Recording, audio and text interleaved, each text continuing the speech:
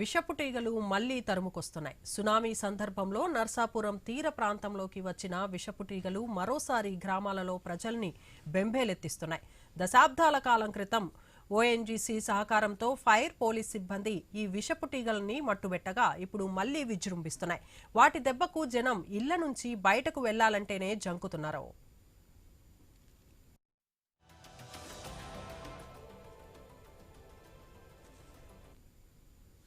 పశ్చిమ గోదావరి జిల్లా నర్సాపురం, మొగల్తూరు మండలాలలో సముద్ర తీరం 19 కిలోమీటర్లు ఉంది. గతంలో సునామీ వచ్చిన సందర్భంలో భయంకరమైన విషపు టీగలు ఇక్కడకు వలస వచ్చాయి. సునామీ ఈగలుగా ఈ ప్రాంతంలో ప్రజలకు చేదు జ్ఞాపకాన్ని మిగిల్చాయి. అవి కుట్టి అప్పట్లో 4 మృత్యువాత పడ్డారు. చిన్నపాటి కందిరీగల్లా ఉండే విషపు టీగలు పరిమాణం పెరిగి పెద్ద ఈగలుగా మారాయి. చెట్లపై మట్టితో గుండ్రటి ఆకృతిలో గూళ్లు ఏర్పాటు చేసుకుని దాడి చేస్తున్నాయి. అయితే మమ్మల్ని 2 రోజుల క్రితం విషపు టీగలు అంటారంటండి. అట్లే సునామీ ఈగలని అంటారంట. మరి అవి చెలరేగిపోయి మరి గాలికి చెలరేగిపోయి ఒక 5గురిని అయితే కుట్టినాయండి. మా వారిని అయితే మరి చాలా ఇబ్బంది పడ్డామండి. ప్రాణాపాయ స్థితిలో హాస్పిటల్లో, ధర్మ హాస్పిటల్లో, నరసాపురంలో పెట్టామండి. అయితే అవి కొంచెం చాలా భయంకరమైనటువంటి విషముతో సంబంధించినటువంటి ఈగలని అన్నారండి. మరి ట్రీట్మెంట్ అయితే ఓ రోజంతా మేము అక్కడ ట్రీట్మెంట్ తీసుకున్నామండి. ఇక్కడ అది సునామీ ఈగలో మా తమ్ముడిని, మా మరదల్ని కుట్టినాయండి. ఇంకో ముగ్గురిని కుట్టినాయండి, 5గురిని కుట్టినాయి. సండి పిల్లలతో చాలా ఇబ్బంది పడుతున్నారండి. చెట్టేమో ఇళ్ళమయంగా ఉందండి. దాని నిండా ఈగలు ఉన్నాయి. పిల్లలు అయ్యి వెళ్ళటానికి రావడానికి ఇబ్బంది పడుతున్నారు.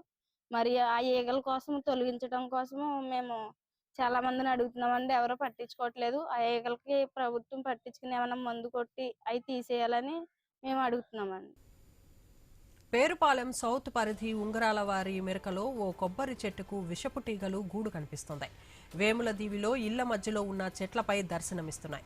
ఈ సునామీ ఈగలు దాడి చేయడంతో ఆసుపత్రిలో చికిత్స తీసుకున్న బాధిత కుటుంబ సభ్యులు భయాందోళన వ్యక్తం చేస్తున్నారు. వాటిని నాశనం చేయాలని అధికారులకు చెప్పినా పట్టించుకోలేదని బాధితులు వాపోతున్నారు. గ్రామాలలో విషపు టీగల గూళ్లు ఉన్నట్లు సమాచారం వస్తుందని, వాటి నిర్మూలనకు చర్యలు తీసుకుంటామని నర్సాపురం ఆర్టీఓ దాసిరాజు తెలిపారు. అంటే మా అబ్బాయిని, మా కోడల్ని ఈగలు కుట్టినాయండి. సునామీ ఈగలండి. 2 రోజుల పూట హాస్పిటల్లో ఉన్నారండి.